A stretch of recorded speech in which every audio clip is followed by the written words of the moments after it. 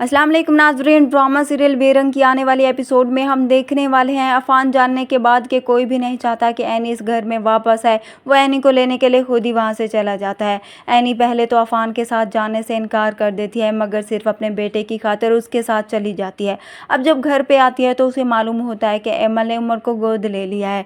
तभी एनी बहुत गुस्से में आ जाती है, अपनी सास से कहती है, मेरा बेटा लावारिस तो नहीं है जो आपने उसे एमल को दे दिया। अभी उसकी माँ जिंदा है और मैं अपना बच्चा किसी को भी नहीं दूंगी।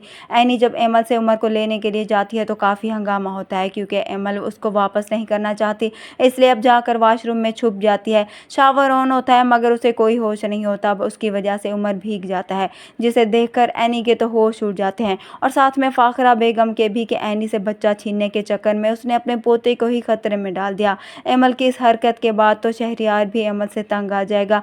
एमल के अब इसी रवैये की वजह से फाखरा बेगम को भी मौका मिल जाएगा कि वो एमल को अपने घर से निकाल ले।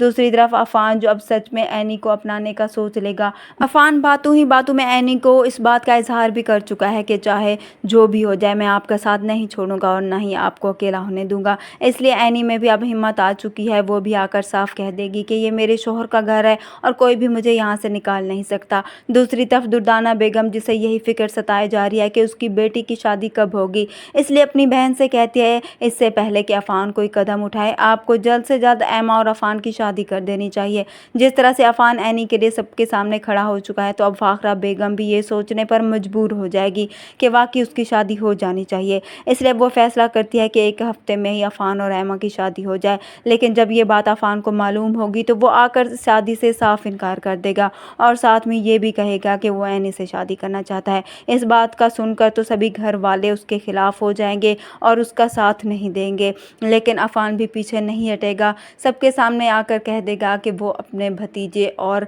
एनी भाभी की खातिर उससे शादी करना चाहता है।